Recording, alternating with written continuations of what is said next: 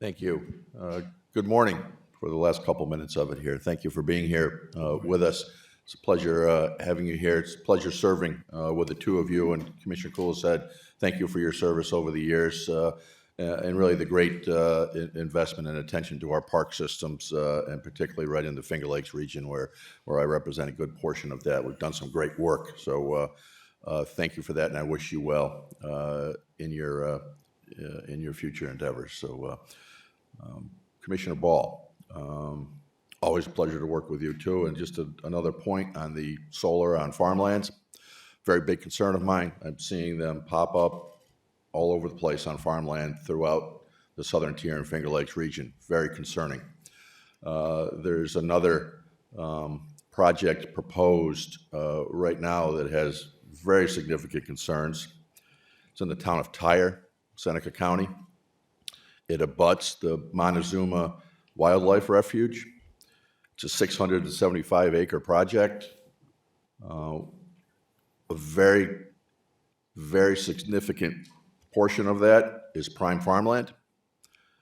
It also calls for the deforestation of 60-plus acres and solar panels on wetlands as well.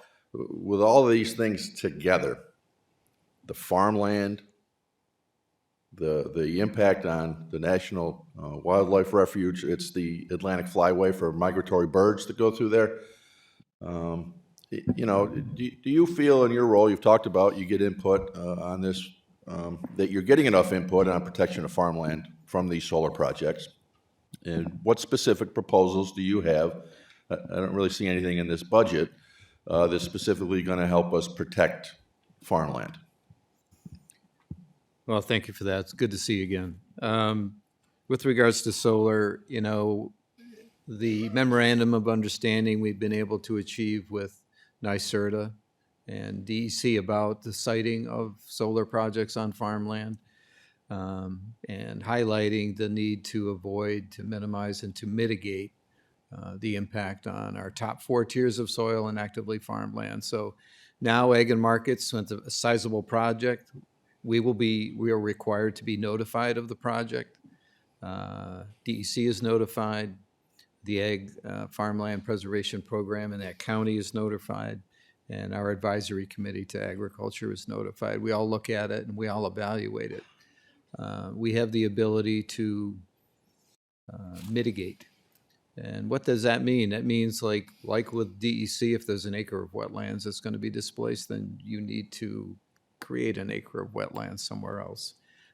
If you're going to take an acre of active farmland, you need to preserve one somewhere else. So we're beginning to see a shift away from development on prime farmland because it's just attractive. It's easy for a developer.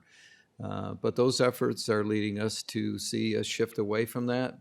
That particular project has not come across our desk at Ag and Markets yet. I certainly will look at that, and I'll talk with both NYSERDA, President Harris, and Basil Please take a Sagos. good look at that one. That's one of the Absolutely. most concerning ones I've seen, given the impacts to multiple types of land. Absolutely. And there's plenty of sites around. Just a few miles from there is the old Seneca Army Depot that is completely unutilized. Why they wouldn't be looking there, and that's pretty low-hanging fruit too, as Sure. far as the land that's available there. And those are the types of areas, you know, and that's actually a brownfield to reutilize that. That's where we should be focusing these types of projects and not taking up our valuable farmland. So Yeah, agreed. please pay attention to that one in Tyre. It's also referred to as the Gravel Road Solar Project. So Thank you. Yeah, follow up with you on that. it's a significant concern. Yes, thank you. Thank you.